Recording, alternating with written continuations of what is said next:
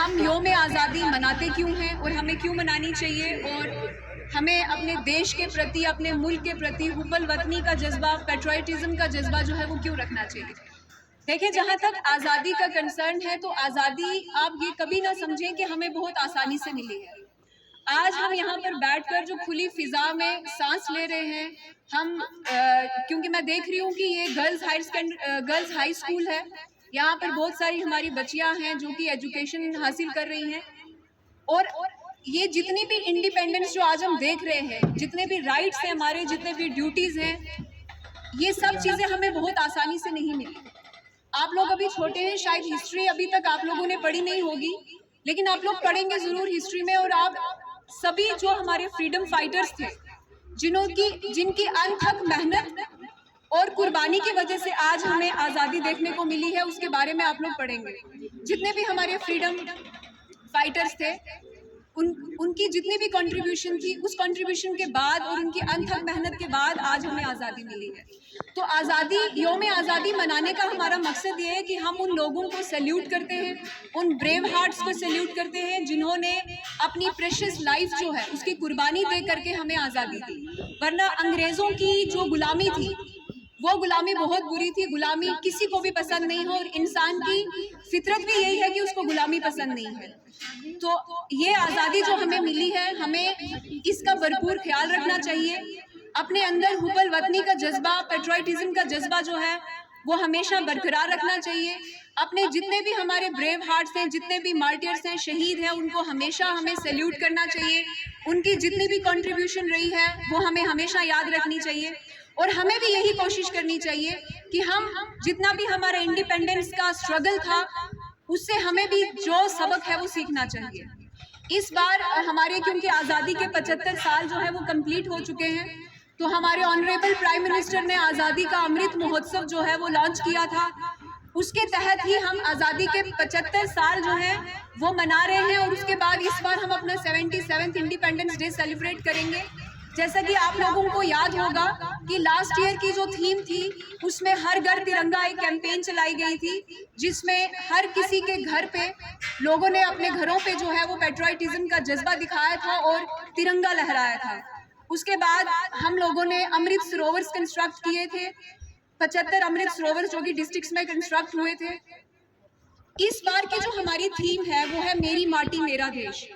इसके बारे में आप लोगों को मैं थोड़ा सा बताना चाहूँगी कि मेरी माटी मेरा देश की मिट्टी के साथ जो है वो हमें मोहब्बत क्यों करनी है।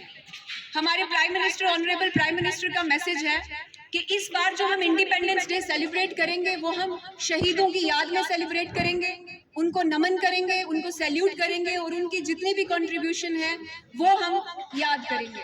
तो इसी सिलसिले में, इसी ज़िमन में हमने जो आज प्लांटेशन ड्राइव कराई है, ये उन्हीं की याद में है। उसके बाद मैं आपको बताऊं कि आप लोग जब अपने घरों में वापस जाएंगे, आप लोग देखेंगे कि हर एक जो बच्चा जिस भी पंचायत से बिलोंग करता है, वहाँ पर हमने शिला फलकम बनाए हैं, जिससे जो मेमोरियल प्लेक्स हैं जो कि शहीदों की याद में लगाए गए हैं, वो भी यही है कि उसको लगाने का पर्पस भी यही है, to salute those brave hearts, और ताकि आप जैसे जो छोटे बच्चे हैं जो कि कल के लीडर्स हैं हमारे, आप लोगों के जहन के अंदर भी, आप लोगों के दिलों में भी उन ब्रेव हार्ट्स के लिए मोहब्बत पैदा हो। आप लोग भी जो है, आप लोगों के अंदर भी हुब्बुल वतनी का जज्बा पैदा हो। उसके बाद हम लोगों ने मिट्टी जो है वो कलेक्ट करनी है।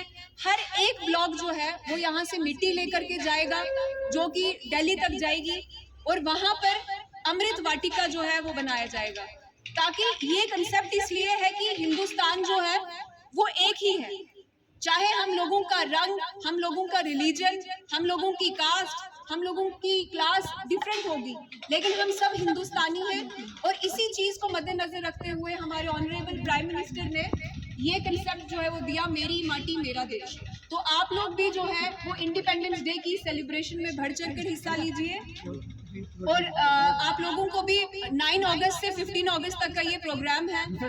दूसरा ये है कि आप लोगों की, क्योंकि मैं बच्चियां देखकर मुझे बहुत खुशी होती है कि आप लोग जो हैं वो एजुकेशन की तरफ आई हैं, क्योंकि लड़कियों की एजुकेशन जो है वो बहुत इंपॉर्टेंट है। मैं जब भी किसी स्टेज पे जाती हूँ, मैं हमेशा लड़कियों की तालीम के बारे में बात करती हूँ। आप लोगों से मैं मुखातिब हूँ कि आप लोग अपनी एजुकेशन जो है वो बहुत अच्छे से करना, ताकि क्योंकि गांधी जी ने एक चीज़ बोली थी कि when you educate a man You educate an individual, but when you educate a woman, you educate a household. इसका मतलब ये है कि जब आप एक आदमी को तालीम देते हैं, आप एक सिर्फ इंडिविजुअल को तालीम देते हैं, लेकिन जब आप एक औरत को तालीम देते हैं तो उसका मतलब ये हुआ कि आपने एक पूरे घर को तालीम दी।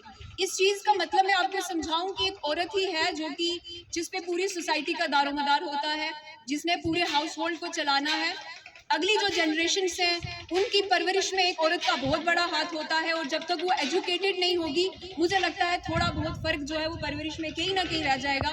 तो आप लोग अपनी एजुकेशन बहुत अच्छे से कीजिए, अपने करियर पे फोकस कीजिए। Thank you so much. जय हिंद, जय भारत।